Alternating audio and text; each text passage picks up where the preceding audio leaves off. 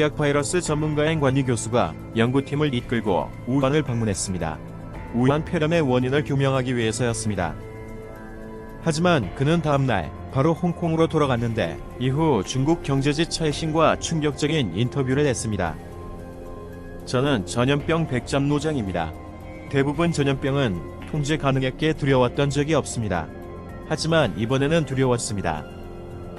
관 교수는 과거 사스 창궐 당시 사스 바이러스가 서양 고양이에서 왔다는 사실을 밝혀내고 정부의 야생동물 시장 단속을 촉구했습니다.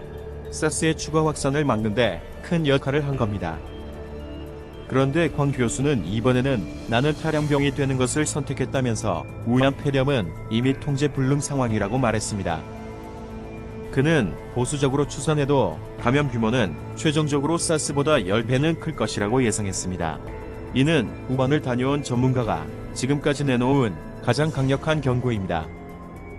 사스는 대부분 슈퍼 전파자들이 전파한 것이어서 이들을 접촉한 사람만 막으면 됐지만 이번에는 감염원이 이미 넓게 퍼져 역학조사 자체가 불가능하다는 것이 관 교수의 설명입니다.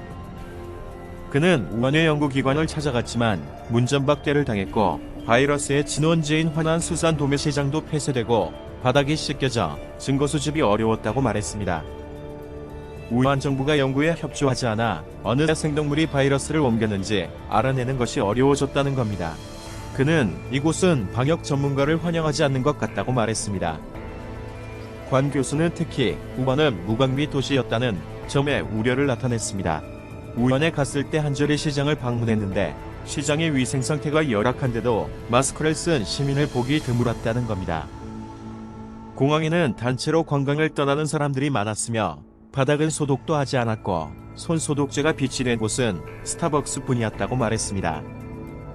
그는 지금 전쟁이 터졌는데도 경보를 내리지 않아 사람들은 춘제를 보낼 준비만 하고 있고 전염병 상황에 완전히 무감각했다고 지적했습니다.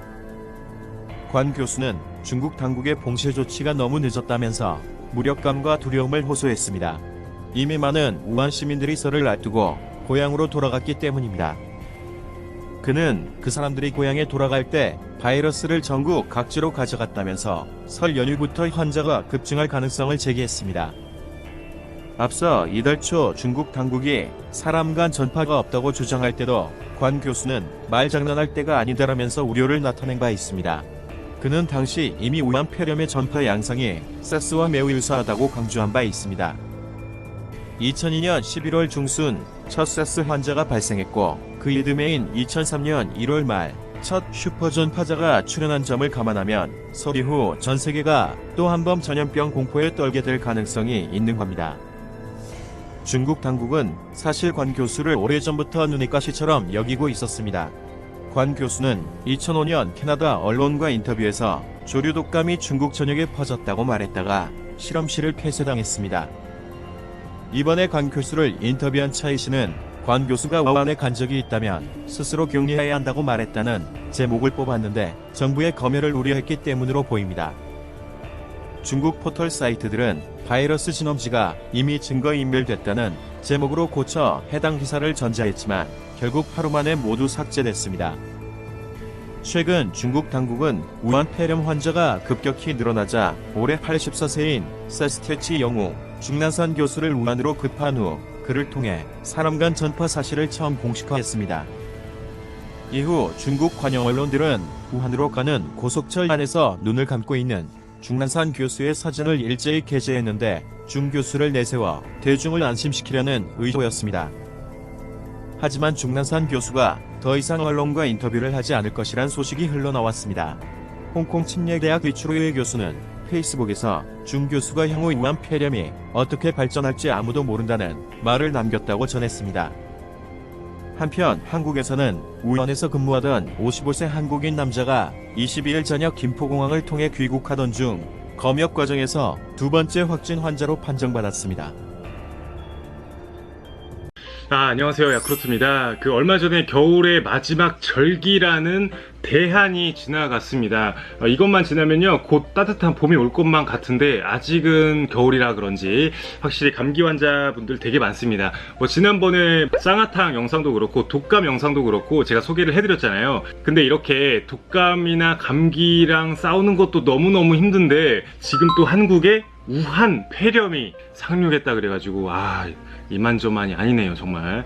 뉴스나 여러 매체에서도 되게 많이 다루고 있어요. 오늘 1월 20일인데 지금 질병관리본부에서 중국 우한시 폐렴, 신종 코로나 바이러스 감염증 국내 확진자 발생에 따라서 감염병 유기경보 수준을 주의 단계로 격상했습니다. 그래서 한번 좀 조심할 필요가 있는 것 같고 알려드리면 좋을 것 같아서 이렇게 준비를 해봤고요. 오늘 이 우한 폐렴 한번 알아보도록 하겠습니다. 일단 본론적으로 우한 폐렴 코로나 바이러스가 무엇인가, 그 우한 폐렴이 무엇인지 설명을 해드리겠습니다. 일단 우한은요, 약간 동쪽에, 중국의 동쪽에서 중국 후베이성 우한시에서 발생을 했다 그래서 우한 폐렴이라고 부르는데요. 이 코로나 바이러스의 변형으로 일어나는 신종 코로나 바이러스로 인한 질병입니다. 그게 이제 우한 폐렴이죠. 그래서 예전에 사스나 메르스 기억나시죠? 그거 굉장히 그때 엄청 공포스러웠잖아요. 그게 이제 코로나 바이러스 때문에 걸리는 질병이었습니다. 이번에도 코로나 바이러스고요. 그러니까 왜 코로나냐면 태양의 바깥층인 코로나와 닮았다 그래가지고 이런 이름이 붙어졌습니다. 아이고 이거 사진 보세요. 진짜 징그럽게 생겼죠.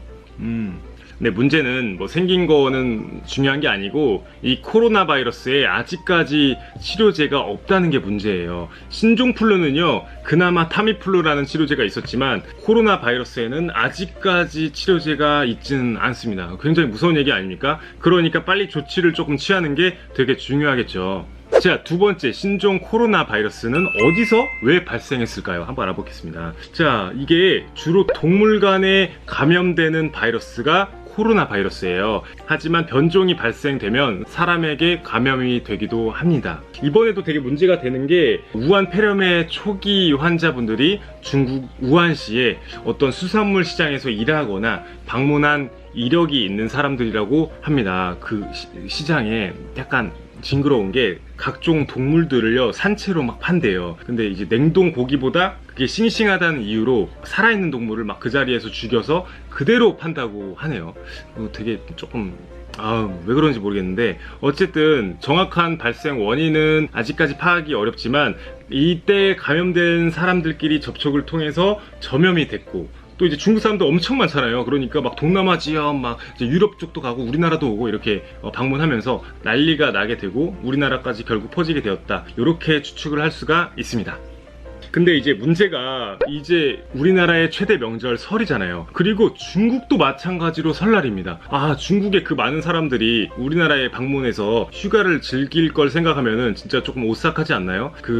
아마 내일 모레 설 연휴 때 전국을 막 다니면서 바이러스를 막 감염시키고 이럴 걸 생각하니까 약간 불안하네요. 인플루엔자처럼요, 약간 이게 공기를 통해서 전파되는지 아닌지 이것까지는 확실히 검증은 안 됐지만 그래도 사람 간 감염을 전제로 하고 있는 건 사실이니까요. 무조건 요거는 조금 조심해야 될 것 같아요, 여러분들. 자, 세 번째로 우한 폐렴 증상을 알아보고 어떻게 예방할 것인지 알아보겠습니다. 자, 일단 증상을 보면요, 목이 찢어지게 아파가지고 음식을 삼키지 못할 정도라고 합니다. 그리고 발열, 기침, 호흡곤란, 폐렴 증세까지 나타난다고 해요. 질병관리본부에 따르면 이번 신종 코로나 바이러스는 일반 감기 또는 폐렴과 비슷한 여러 증상을 보인다고 합니다. 잠복기는 한 2주 정도 되네요. 제가 아까 치료제가 없다 그랬잖아요. 근데 바이러스가 들어오면은 몸은 스스로 방어할 수도 없고 의료진도 치료를 못하니까 이거 어떻게 해야 될까요? 일단은 몸이 알아서 항체를 만들고 방어 시스템을 구축할 때까지는 기다려야 됩니다. 바이러스 자체를 없앨 수 있는 방법은 없고요. 그러니까 할 수 있는 게 딱히 없고 무조건 예방하는 수밖에 없습니다. 어떻게 예방을 할까요? 일단은 중국 그쪽 우한 근처를 방문하는 사람들은 살아있는 동물과의 접촉을 조금 피하고요. 우리나라 말고 그쪽 나라 중국에서 육류랑 계란은 또 완전하게 익혀 먹는 게 좋고요. 감기나 독감 환자분들은 조금 접촉을 삼가하는 게 좋겠습니다. 또 면역력이 떨어지면 그만큼 또 새로운 바이러스 감염 확률이 높아지니까요. 그리고 손도 여러분들 잘 씻는 게 되게 중요하고 그리고 마스크도 잘 써야 되거든요. 근데 이게 대표적인 KF94 마스크예요. 이걸로 과연 바이러스를 막을 수 있을까? 자, 한번 살펴보겠습니다. 이게 KF94짜리면 거의 시중에 나온 것 중에 제일 빡센 거잖아요. 필터가 제일 촘촘한 건데, 이게 이제 0.4 마이크로미터 크기인 미세 입자를 94%까지 막을 수 있는 거거든요. 근데 코로나 바이러스 입자의 크기는 그보다 훨씬 적은 0.1에서 0.2 마이크로미터입니다. 그러니까 이거를 해도 겨우 막을까 말까예요. 왜냐면 바이러스 자체가 미세먼지에 붙어서 옮기는 경우도 있고, 작은 미세 수증기 방울에 붙어가지고 막 기침하면서 튀면서 옮길 수가 있기 때문에 아무래도 이 바이러스 자체 입자는 막지는 못해도 그래도 이걸 하는 게 훨씬 안전합니다. 마스크를 쓰는 것이. 그러니까 여러분들 마스크 좀 잘 쓰시는 게 좋을 것 같고요.